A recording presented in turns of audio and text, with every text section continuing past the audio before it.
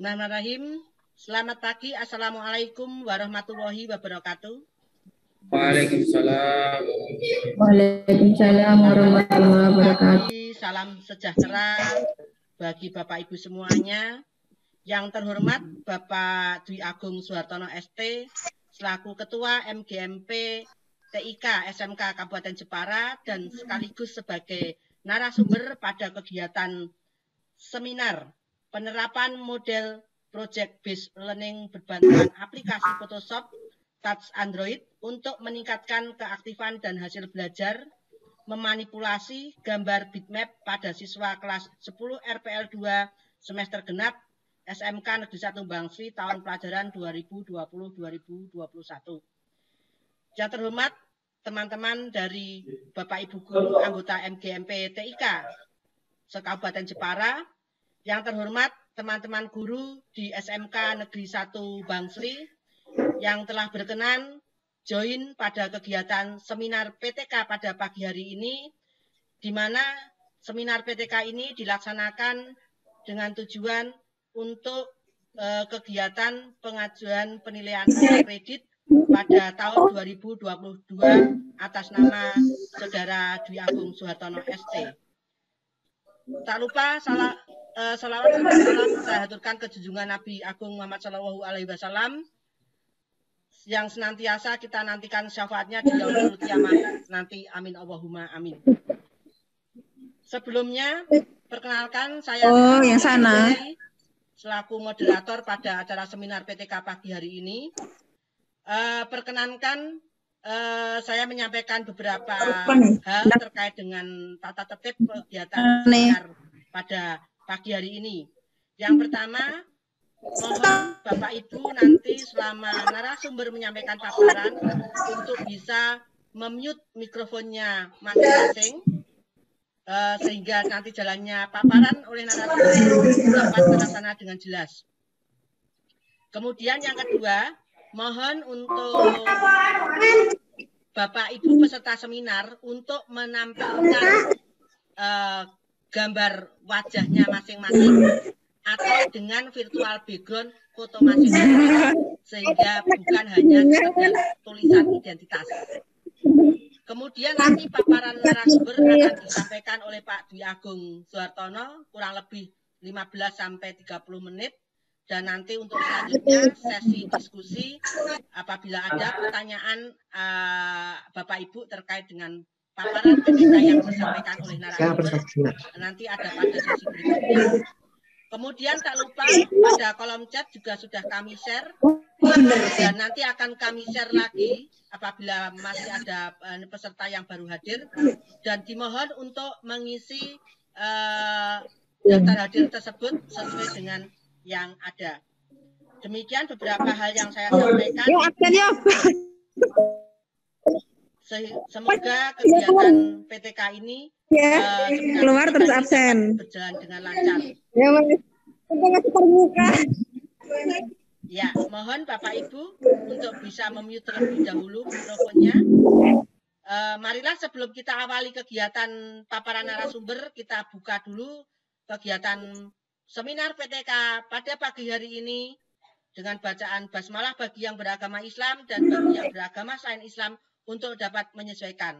Mari saya hantarkan. Bismillahirrahmanirrahim. Sudah Pak Agung? Sudah?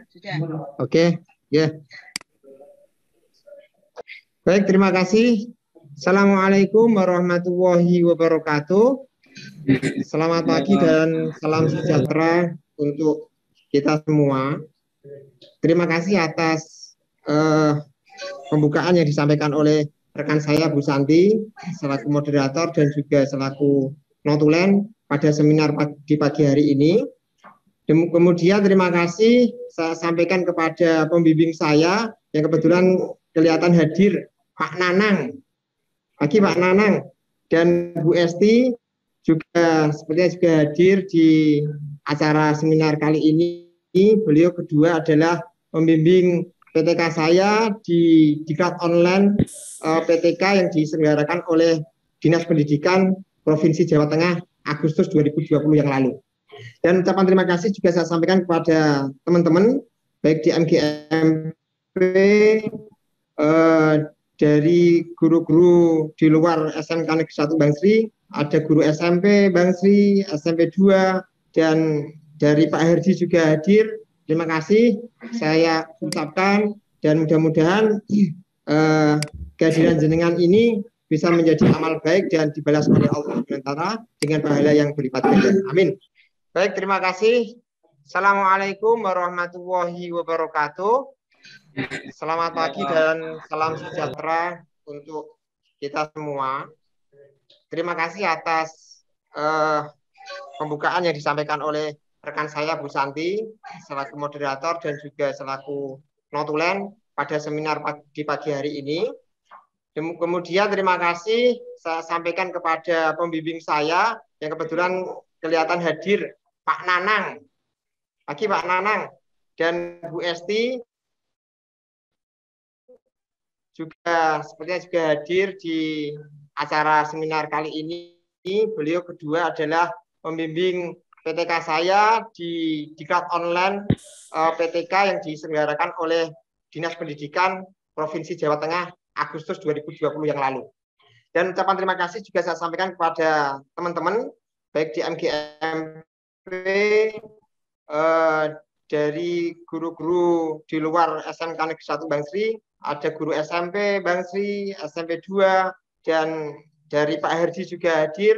Terima kasih saya ucapkan, dan mudah-mudahan kehadiran jenengan ini bisa menjadi amal baik dan dibalas oleh Allah SWT dengan pahala yang berlipat ganda. Amin. Pada kesempatan pagi hari ini, saya akan mempresentasikan PTK saya dengan judul penerapan model project based learning berkeaktifan dan hasil belajar memanipulasi gambar bitmap pada siswa kelas 10 RPL 2 semester genap SMK Negeri 1 Bang Sri tahun pelajaran 2020-2021. Ada beberapa hal yang melatar belakangi kenapa saya mengambil topik ini. Yang pertama,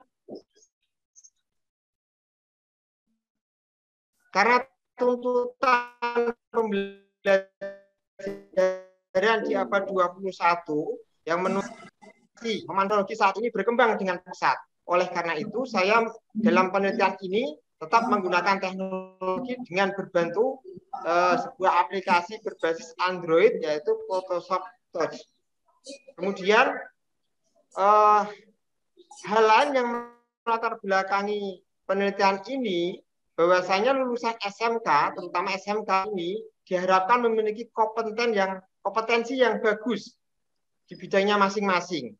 Nah, saya melihat di dunia di jurusan RPL ini, anak-anak berpotensi banget untuk memiliki kompetensi di bidang desain grafis. Oleh karena itu, saya diharapkan nanti anak-anak dapat membuat produk kreatif yang nantinya dapat berkembang dan dapat bersaing di luar sana nanti. Nah, masalah yang ada di sekolah saya, di SMK Negeri 1 Bang Sri, setelah saya lihat dan saya amati, itu ada beberapa hal yang menjadikan pembelajaran kurang efektif. Di antaranya ceramah, ya, model-model pembelajaran yang masih menggunakan ceramah, terus kemudian terkesan monoton, sehingga anak-anak ini hasil belajarnya masih relatif rendah. Kemudian keaktifan belajar anak ini juga relatif rendah juga. Nah, hal ini ya yang membuat saya merumuskan bagaimana masalah tadi saya rumuskan untuk mendapatkan solusi yang bagus, yang tepat. Sehingga pada penelitian ini rumusan masalah yang pertama, bagaimana penerapan model PJBL ini berbantu aplikasi Touch Android ini dapat meningkatkan keaktifan materi manipulasi gambar bitmap pada siswa kelas 10 RPL 2, dan apakah model PJBL ini dapat meningkatkan hasil belajar, ya, dapat Monggo lagi hasil belajar. Nah, adapun tujuan penelitian saya, yang pertama untuk mendeskripsikan keaktifan peserta didik setelah diterapkan model PJBL ini. Dan mendeskripsikan hasil PJBL ini. Adapun manfaat penelitian dapat itu bisa berlaku untuk siswa, dunia pendidikan, bahkan untuk sekolah saya sendiri. Tentu saja untuk siswa ini dapat meningkatkan keaktifan dan hasil belajar siswa yang kita harapkan. Nah, kenapa saya menggunakan model PJBL? Ya, karena saya mengajar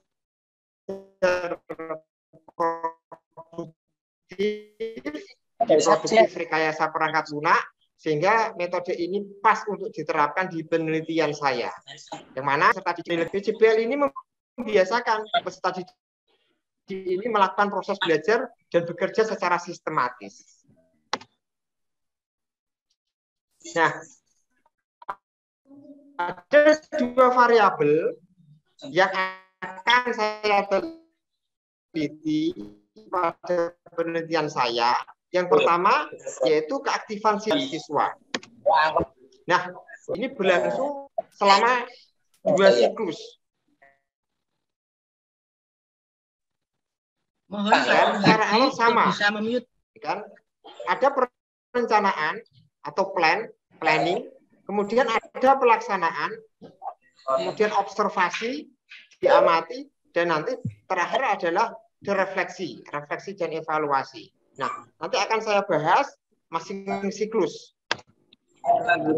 Adapun jadwal penelitian yang saya lakukan, ya kan, ini bermula dari kegiatan diklat online yang diselenggarakan oleh Dinas Pendidikan Provinsi Jawa Tengah di Agustus 2020 tahun kemarin, masih COVID, dan terus saya mengajukan proposal dan seterusnya, dan sampai di bulan Maret, April saya melakukan observasi di lapangan dengan model blended learning karena untuk menghadirkan siswa, tentu saja dengan protokol kesehatan yang sangat ketat, dan baru kali bisa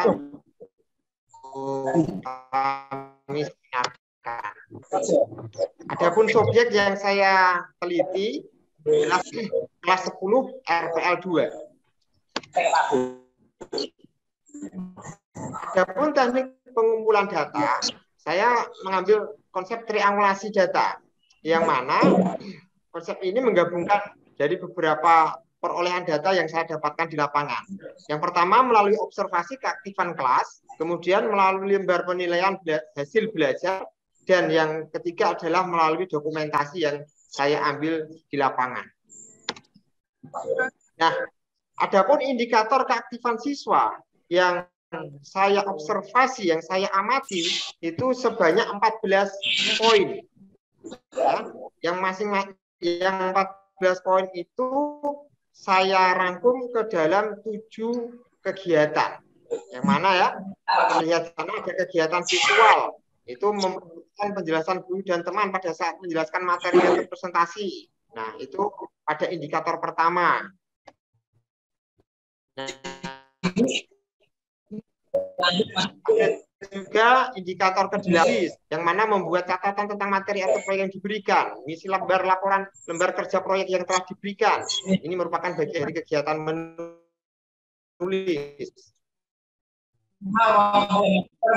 Indikator yang lain, indikator mental. Emosional ini ada 2 indikator yang saya observasi, saya teliti, yaitu tentang keberanian dan keterlibatan aktif dalam pembuatan proyek. Nah, Bapak Ibu, di awal sudah saya tentukan baseline indikator keberhasilan masing-masing siklus. Terlihat pada tabel bahwasanya ada 2 variabel tabel yang saya sampaikan tadi, ada keaktifan dan hasil belajar. Masing-masing memiliki baseline, baik di level 1, baik di siklus 1 maupun siklus 2. Ya kan? Dari tabel ini nanti akan menjadi acuan atau patokan pelaksanaan kegiatan penelitian saya di masing-masing siklus. Nah, saya kasih contoh untuk kegiatan menulis. Ya, baseline-nya 79,31. Dan diharapkan di akhir siklus 1, maka presentasinya harus 80% siswa itu aktif di kegiatan menulis. Di akhir siklus 2, siswa aktif sebanyak 85%. Nah, adapun model pembelajaran yang saya terapkan untuk melakukan penelitian tindakan kelas itu merupakan gabungan, campuran, atau istilahnya disebut dengan blended learning. Ya, blended. Kalau kita mendengar kata blender, mencampur ya. Ini blended learning, campuran dari model pembelajaran yang ada, yaitu tatap muka secara terbatas dan daring. Boleh saya sampaikan bahwasanya di sekolah kami menerapkan model sistem blok pembelajaran berbasis teaching factory, sehingga di blok pekan pertama, katakanlah di bulan Februari itu adalah materi pembelajaran normada, sementara blok kedua, pekan kedua itu materinya adalah pembelajaran produktif, sehingga materi saya pembelajaran produktif itu full sehari penuh dari jam 7 sampai jam 2 siang. Nah, oleh karenanya anak-anak saya hadirkan 2 kali 45 menit, itu ya 2 kali 45 menit, karena satu sesi itu berjumlah 18 siswa maksimal di dalam ruangan, sehingga penelitian ini bisa terlaksana. Memang agak rumit Bapak Ibu melakukan penelitian di masa pandemi seperti ini. Adapun pelaksanaan penelitian yang saya lakukan mulai dari prasiklus sampai siklus kedua, pertemuan kedua itu dimulai dari bulan Februari dan berakhir di bulan April. Ya, mulai dari siklus pertama. Siklus pertama kegiatan saya mulai melalui perencanaan tindakan terlebih dahulu.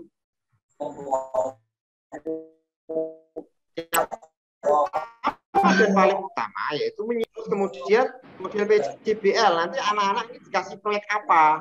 Nah, untuk siklus 1 ini saya kasih proyek untuk mengganti atau memanipulasi gambar mereka, dirubah background-nya menjadi dirubah warna, misalkan background-nya menjadi warna merah atau warna biru. Nah, seperti itu. Nah, itu perencanaan tindakan yang saya lakukan di siklus 1. Setelah saya melakukan rencana tindakan, maka saya berikutnya melaksanakan tindakan itu sendiri. Yang mana pada siklus 1 ini saya rencanakan ada 2 kali pertemuan, Bapak Ibu. Pertemuan yang pertama ada di hari Kamis, tanggal 18 Februari 2021. Pertemuan yang kedua hari Kamis di tanggal 4 Maret 2021. Seperti yang saya sampaikan tadi, saya melakukan dengan metode blended learning. Saya lakukan tatap muka terbatas, kemudian dilanjutkan daring di rumah sampai jam 2 siang. Menggunakan Google Classroom. Nah, setelah saya melakukan penelitian, ya kan, tindakan di dalam kelas, maka saya melakukan observasi di dalam kelas itu sendiri. Observasi apa yang saya lakukan? Pengamatan keaktifan belajar, itu yang pertama. Kemudian pengamatan hasil belajar memanipulasi gambar bitmap itu sendiri. Nah, dari hasil observasi yang saya lakukan, maka diperoleh data seperti ini. Ada 14 indikator keaktifan siswa tadi, kemudian saya rangkum menjadi 7 kegiatan. Ada kegiatan visual, kegiatan lisan, sampai kegiatan emosional. Ya kan? Saya kasih contoh. Di kegiatan visual, anak-anak ini di siklus 1, ya, keaktifan anak ini mencapai 74,17%. Angka ini merupakan gabungan dari observasi saya di siklus 1 pertemuan pertama dan siklus 1 pertemuan kedua. Jadi saya gabung, saya rata-rata diperoleh data seperti ini. Jelas ya Bapak Ibu, ini tayangan saya beralih enggak? Beralih Pak Agung, jelas. Beralih. Lanjut Pak. Oke ya, jelas. Lanjut Pak Agung. Setelah keaktifan siswa, maka variabel berikutnya yang saya observasi adalah hasil belajar memanipulasi gambar bitmap. Dari hasil belajar ini, ya kan, saya ambil lembar kerja proyek. Ini nilainya saya masukkan ke dalam tabel ini. Terlihat di tabel ini, Bapak Ibu, itu nomor 1 sampai dengan 36. Mau saya tampilkan semua tapi tidak muat slide-nya. Jadi saya ringkas jumlah siswa 36 sehingga saya tampilkan seperti ini. Sehingga dari situ kelihatan ya, dari lembar kerja praktek, lembar kerja proyek siswa, kemudian lembar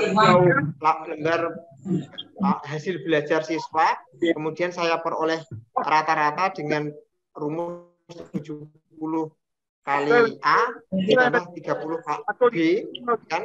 Itu nanti perolehnya seperti ini. Nah, kalau di grafik akan tampil seperti ini Bapak Ibu.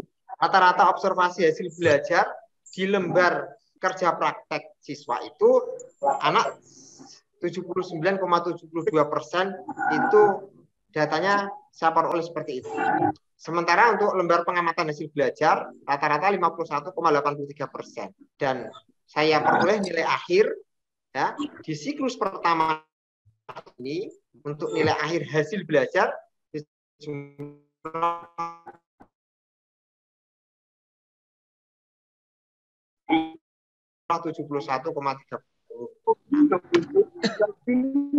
Nah, ini setelah saya melakukan tindakan observasi hipotesis seperti ini. Di siklus 1, keaktifan belajar siswa itu 60,8%. Sementara baseline yang saya tentukan di awal tadi adalah 53,57%. Kemudian untuk lembar kerja proyek 79,72%. Sementara baseline-nya 70%. Juga lembar pengamatan hasil belajar ini 51,83%, sementara baseline-nya hanya 50%.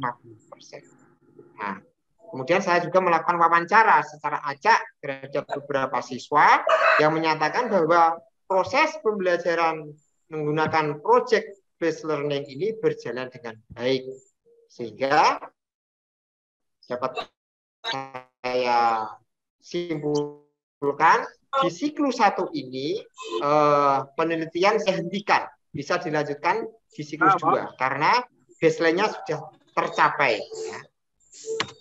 Nah, ada beberapa hal yang perlu diperbaiki di pertemuan di siklus 1 ini setelah saya mengamati. Jadi di beberapa anak itu masih bingung ketika model project based learning ini saya terapkan, karena memang jarang ya anak itu mendapatkan materi menggunakan project based learning, ini jarang. Nah, terus kemudian hal yang lain ketika guru itu ada atau teman kelompok lain bertanya mengenai hal yang dijelaskan, itu masih banyak juga siswa yang bingung dalam menanggapinya. Kemudian setelah siklus 1 ini berakhir, kan, maka saya rencanakan siklus 2. Nah, siklus 2 ini juga saya rencanakan 2 kali pertemuan. Kan? Ini perencanaan di siklus 2 ya. Tentu saja menggunakan harus membuat silabus terlebih dahulu, RPP-nya juga harus dibuat sebanyak 2 kali pertemuan, dan ya yang terpenting di siklus kedua ini harus ada pembeda dari siklus pertama. Bedanya apa? Bedanya proyek yang dilakukan anak ini lebih bervariasi. Kalau tadinya anak itu hanya merubah background menjadi warna biru, warna merah. Nah, sementara di siklus kedua ini proyeknya saya rubah, anak boleh memilih variasi gambar. Anak bisa seolah-olah memanipulasi gambar berada di tengah hutan. Anak memanipulasi gambar seolah-olah ada di belakang Masjidil Haram. Atau anak seolah-olah berada di depan Menara Eiffel. Nah, itu variasi yang saya lakukan untuk kegiatan di siklus kedua. Nah, terus kira-kira pengaruhnya apa ya? Pengaruhnya sangat banyak sekali perubahan, Bapak Ibu. Anak lebih tertarik tentu saja untuk membuat proyek baru ini. Nah, tindakan apa saja yang saya lakukan di siklus kedua? Seperti saya bilang tadi, siklus 2 dilakukan secara 2 kali pertemuan, di hari Kamis tanggal 18 Maret dan di hari Kamis tanggal 1 April. Saya lakukan dengan metode Lumin dan Dari. Nah, siklus 2 ini observasi juga, aktifan belajar dan hasil belajar memanipulasi gambar bitmap. Dari hasil observasi itu, saya dapatkan data seperti ini. Keaktifan belajar siklus 2 anak itu ya, jadi indikator-indikator keaktifan tadi ada peningkatan yang signifikan, yaitu di kegiatan visual. Bahwasanya kegiatan visual ini meningkat. Yang tadinya di siklus 1 hanya 80%, sekarang sebagian besar anak sudah memperhatikan. Begitu juga di kegiatan motorik yang tadinya rendah, kan, sekarang jadi 78,66%. Nah, ini Bapak Ibu untuk hasil nilai ya di siklus 2. Nah, rata-rata observasi hasil belajar di siklus 2 juga mengalami peningkatan. Di lembar kerja praktek siswa itu sejumlah 8 juga 79,70%. Secara keseluruhan observasi yang saya lakukan, maka saya dapat mengambil analisis dan refleksi bahwasanya aktifan belajar siswa di siklus kedua ini meningkat 82,39% dari baseline yang saya terapkan 72,86%. Begitu juga dengan lembar kerja proyek, lembar pengamatan hasil belajar ini juga mengalami peningkatan. Dan secara keseluruhan pembelajaran PJBL ini berlangsung dengan baik. Itu menurut wawancara dengan siswa yang ada di kelas. Saya sampaikan antar siklus. Jadi siklus pertama itu keaktifan belajar anak di akhir siklus pertama itu berada di 54,46%. Sementara di siklus kedua itu naik menjadi 82,3%. Jadi saya dengan hasil belajar siswa ini sudah naik dari 65,63% menjadi 79,96%.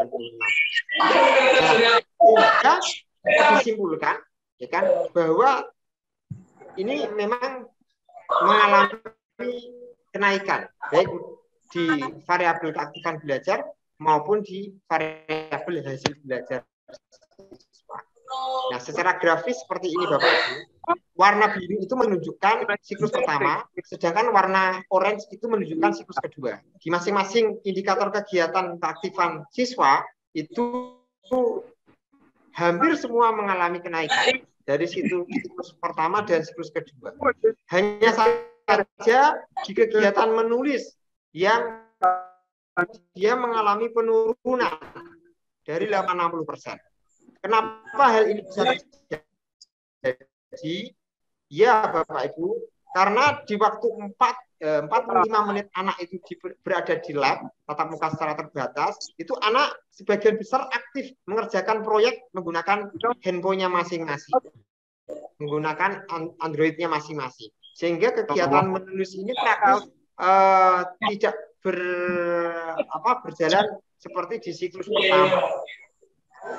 Meskipun demikian ada penurunan di kegiatan menulis, tapi secara umum untuk peningkatan keaktifan siswa ini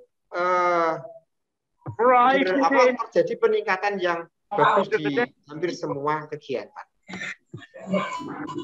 Adapun observasi di hasil belajar anak ini juga terlihat seperti di layar tabel biru itu menunjukkan lembar kerja proyek, sementara yang orange itu lembar pengamatan hasil belajar.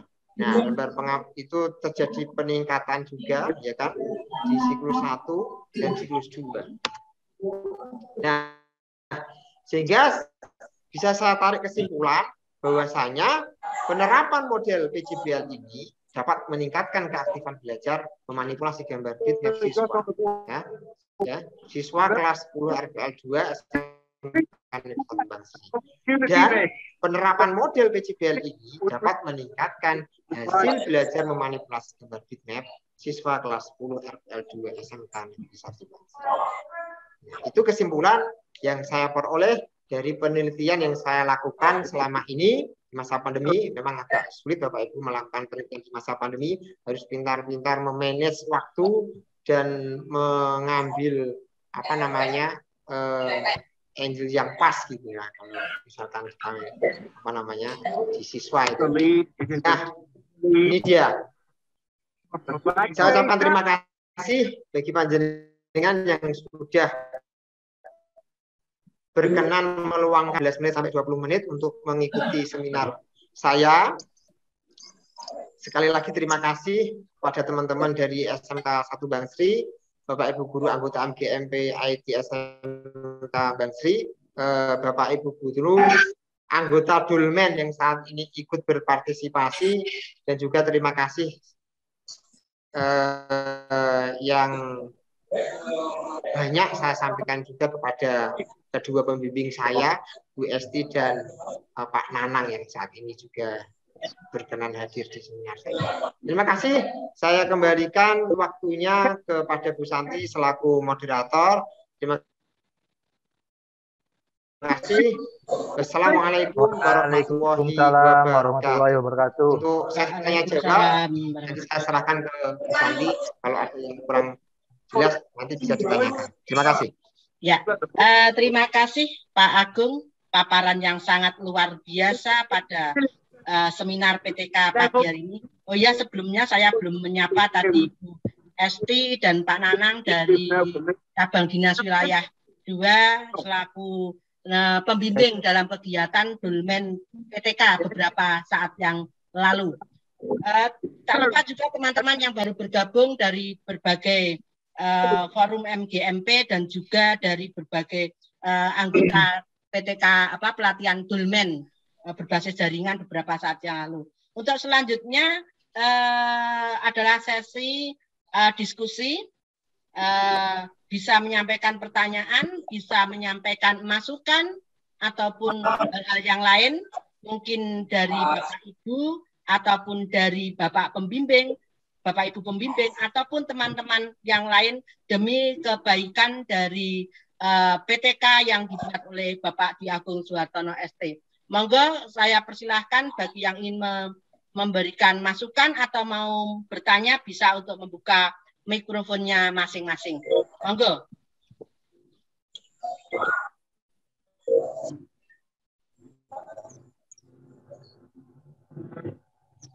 Bu Santi Indri mungkin dari SMA 1 Kembang mau memberikan masukan.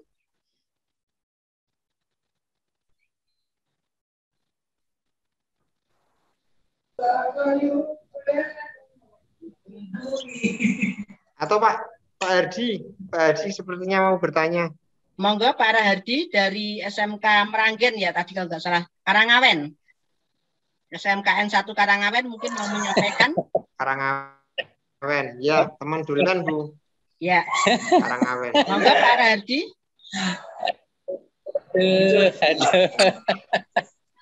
Sudah masuk Pak Agung? Sudah masuk belum? Sudah, monggo. Masuk suaranya Pak. Monggo Pak Hardi. Ya, masuk Pak.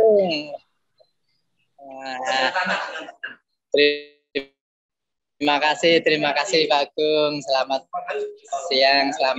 siang ya Pak Agung ya. Wah, yang seperti ini. Saya sendiri kemarin aja lupa untuk yang seperti ini ya, karena terburu waktu untuk PAK tadi. Alhamdulillah bisa masuk itu. Tapi melihat presentasi yang Pak Agus bisa untuk memacu teman-teman kita untuk Terima kasih. Terima kasih, Mbak Adi. sudah bagus dari awal sampai akhir, satu sampai lihatnya saya dari sebagainya. Hanya saya pesan satu aja, pertahankan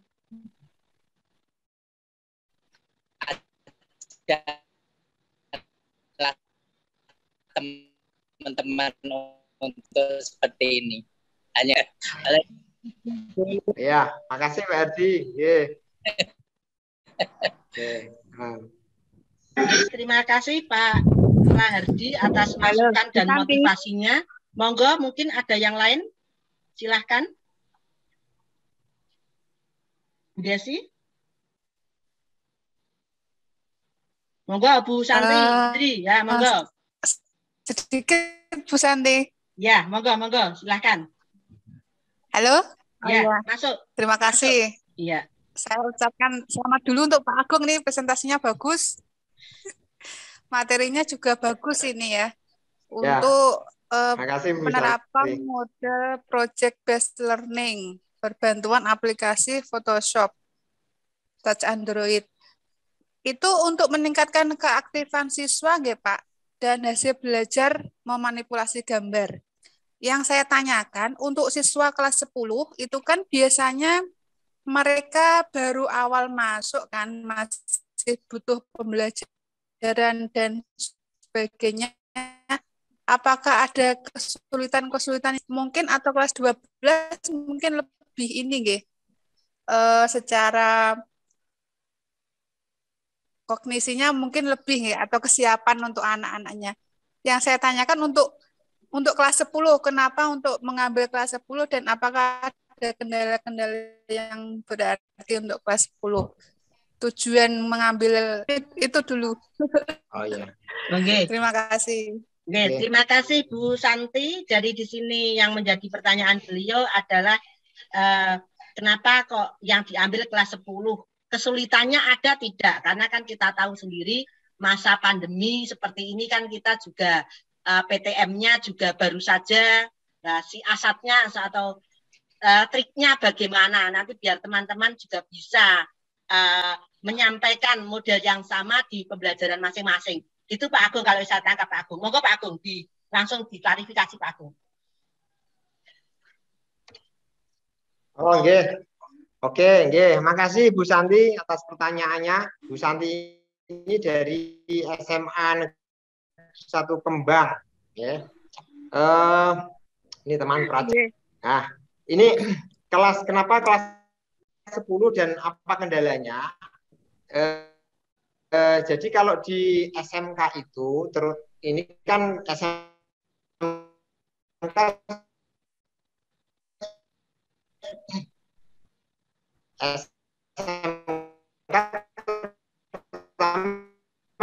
di RPL ya, di RPL materi C1, C2 kalau di produktif ini C2. Yang mana mapel C2 ini memang diberikan di kelas 10.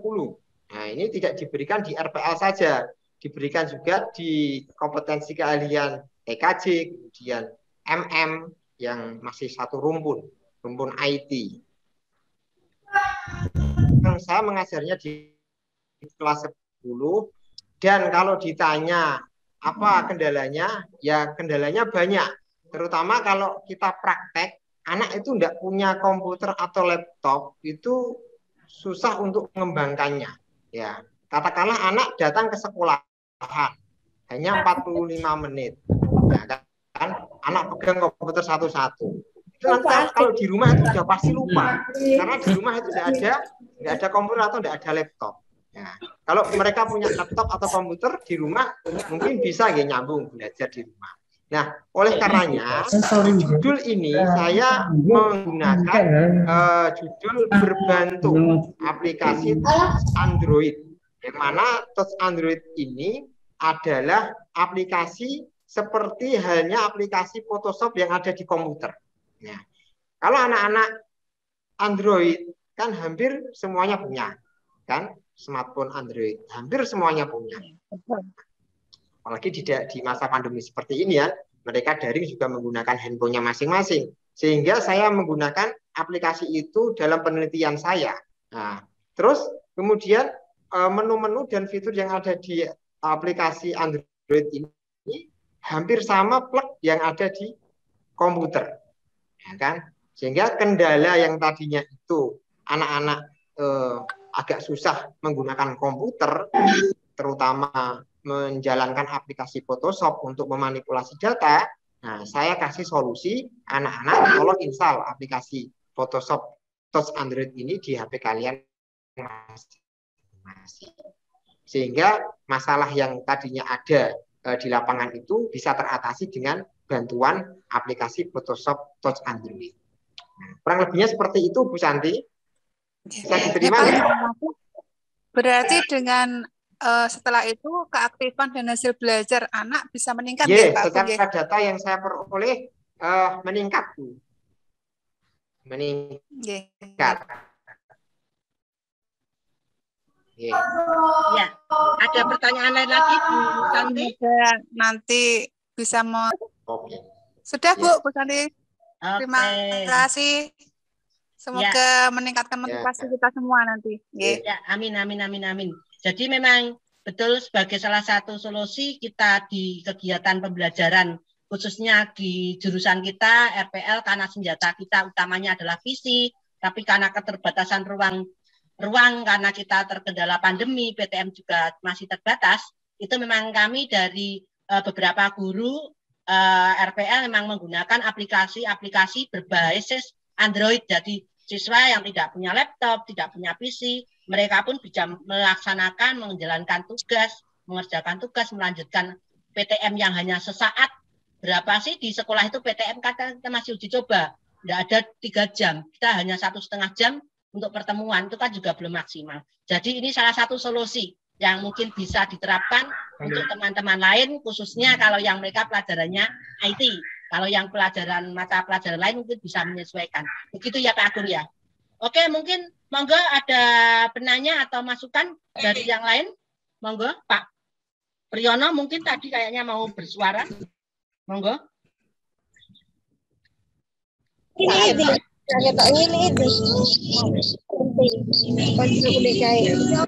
Aku rasanya ini ide.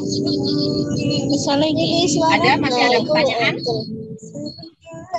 Anan tadi sepertinya mau ngasih saran atau ya masukan Pak Nanang selaku pembimbing saya. Assalamualaikum warahmatullahi wabarakatuh. Selamat siang. Yang saya hormati Pak Agung. Mohon maaf Bu Alimah untuk memute. Ya, monggo Pak Nanang. Pertama-tama kami ucapkan selamat untuk Pak Agung yang sudah melaksanakan kegiatan seminar hasil PPK yang sudah dilaksanakan, yang mana memang merupakan tantangan bagi para guru untuk bisa membuat memang untuk memulai sesuatu langkah yang panjang itu dimulai satu langkah kecil ya Mbak ya. Iya, betul. Kemarin sudah dilaksanakan yaitu dengan mengikuti diklat online dan menghasilkan sebuah proposal penelitian dengan segala keterbatasan. Gini Pak, yang pertama laporan atau kegiatan penelitian ini sehingga nantinya Bapak Ibu bisa dinilaikan saya sampai terulang itu mengenai unsur-unsur yang harus dalam laporan PTK. Nah, biasanya yang namanya laporan nah, itu sedang catat bahwa PTK itu masa pandemi tidak bisa dilakukan karena siswanya tidak ada. Karena di Pakung dilakukan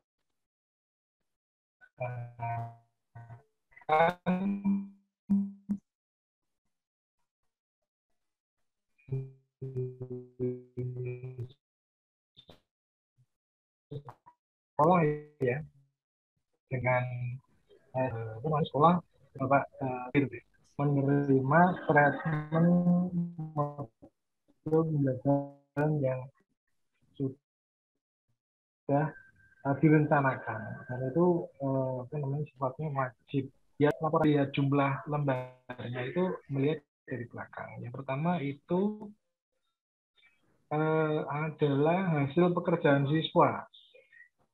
Jadi kalau nanti Bapak melaporkan, jangan lupa untuk dilakukan. Biasanya di penilaian PAK langsung ditutup lembarannya sudah tidak dikoreksi. Karena menganggap bahwa itu laporan dan hari ini jam ini sedang tim penilai PAK Jawa Tengah.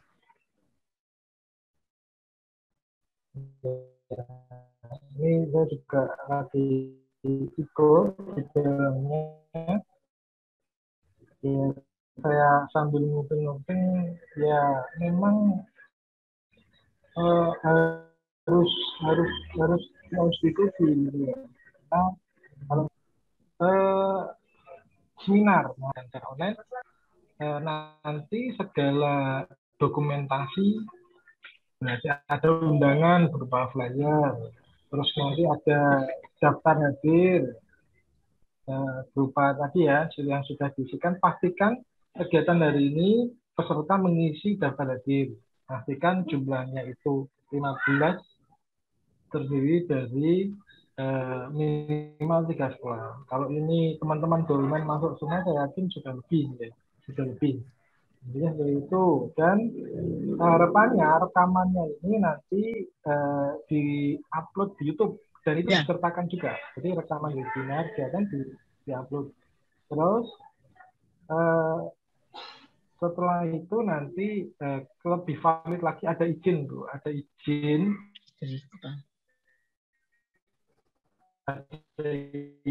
dari kepala, ada susunan panitia nanti dilampirkan ke dalam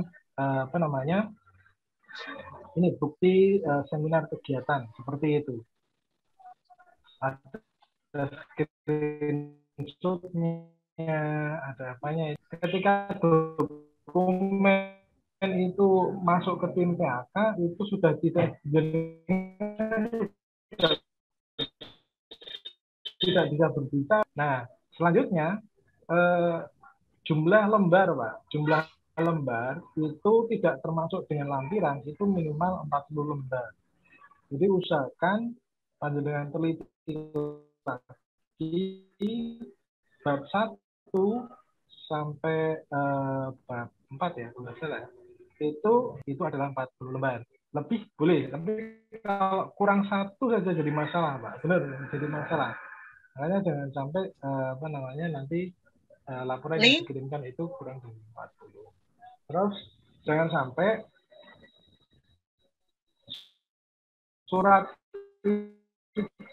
minimal dijelaskan di perpustakaan. Jadi harus ada surat keterangan dari kepala perpus bahwa hasil penelitian ini sudah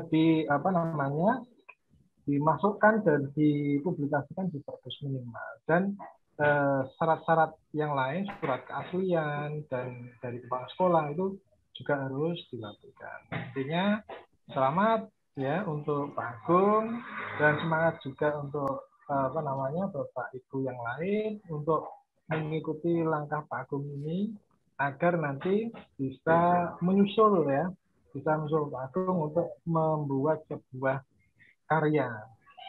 Ya seperti itu ya. Satu nih kemarin saya ikut dari kegiatan MIE Velo, Bapak Ibu. Ini ada satu pepatah yang sangat yang sangat membuka semangat. Itu kadangkala orang itu lebih memilih lumpur daripada emas. Maksudnya gimana? Maksudnya kadang-kadang kita sebagai guru yaitu ketika ada kegiatan-kegiatan, misalkan kenapa sih harus bersusah-susah seperti Pak Agung gitu ya? Toh gajinya sama, misalkan seperti itu. Nah, padahal apa yang sedang dilakukan Pak Agung ini, Pak Agung sedang sedang mengambil emas, Bapak Ibu.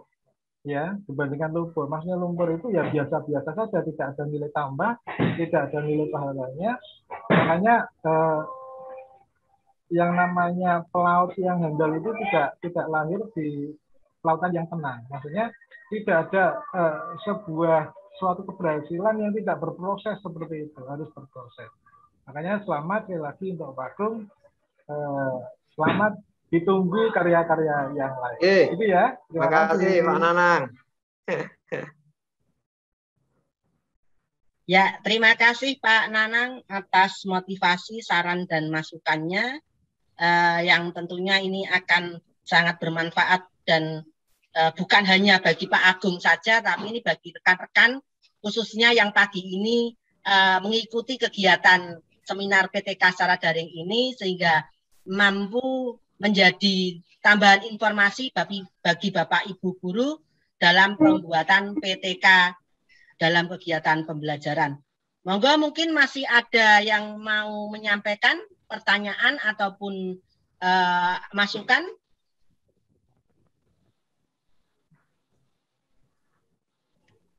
Sudah tidak ada? Daftar presensinya, Bu. Oh, presensinya. Oke, presensi saya lempar kembali bagi yang baru bergabung. Silahkan bisa mengisi daftar hadirnya, sudah saya share ulang.